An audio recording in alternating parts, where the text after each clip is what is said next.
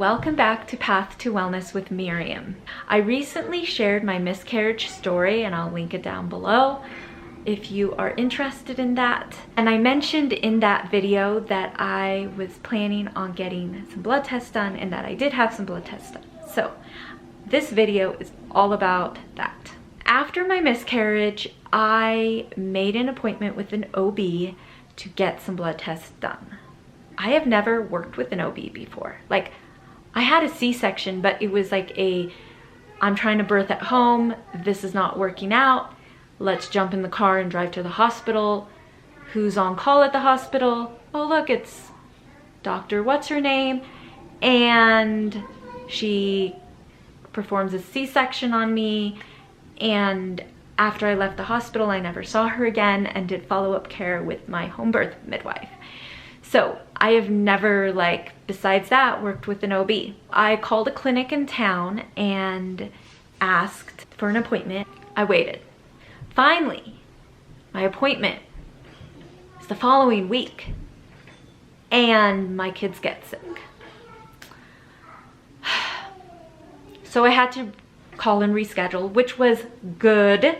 So good that I did not expose anybody to my kids. I stayed home because we were sick. They ended up having COVID, which I found out when I caught it and tested myself. Yeah, that's another story. Then I ended up waiting another several weeks. So lots of time went on. Finally, I got into the OB. I had a marvelous appointment and I got my blood tested right then and there, which was great. Drew my blood. About 2 weeks later, I got my results back. I found out that I have 2 gene mutations that contribute to, not contribute, but they raise the risk of blood clotting and miscarriage. So these are called MTHFR gene mutation and Factor V. Anyway, I had heard about MTHFR before. I thought that I might have it, and I had done a little bit of reading about it. Basically, you cannot absorb synthetic folic acid. You need methylated folate, that's a natural form, or you can take folate in food form, like eating spinach.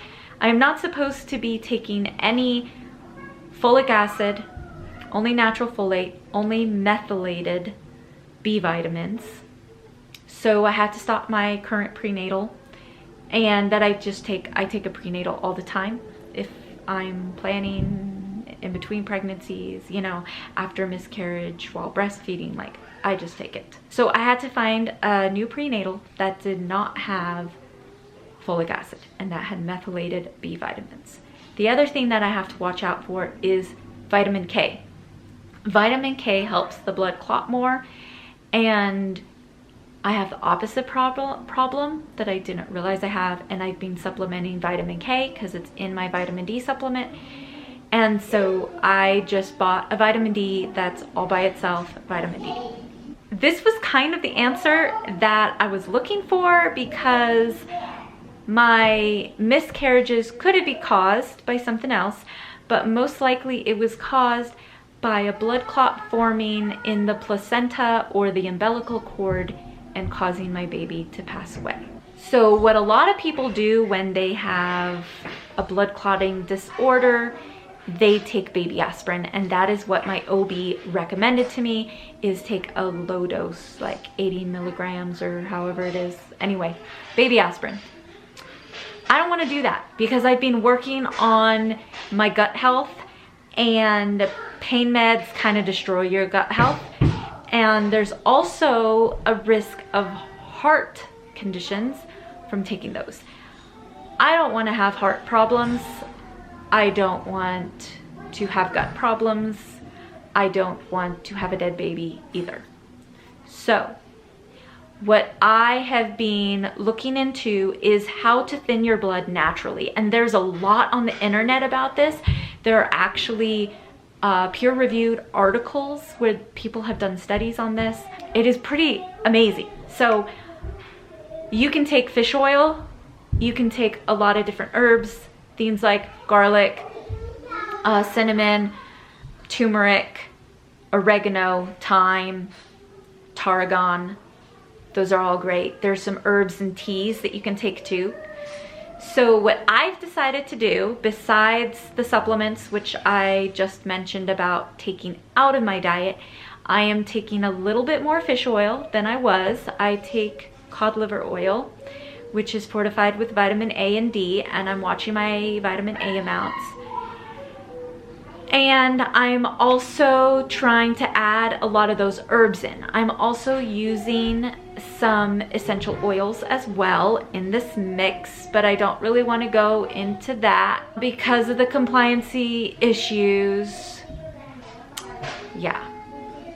But that is what overall I am doing to try to thin my blood naturally, and soon I will be going to see my new midwife and see if she can run some blood tests to see if she can find out how my blood is looking now. And obviously I'm going to have those gene mutations like forever, unless if I find a way to flip a switch and turn them off, but I don't think science has figured that out yet. So I just need to see if she can kind of see how thick my blood is and whether it's looking like what I'm doing is working or not.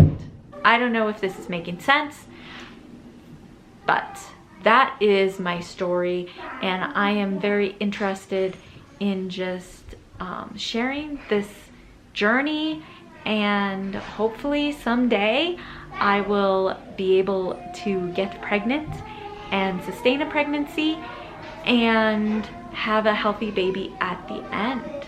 I hope that you will subscribe and stick around for more video updates.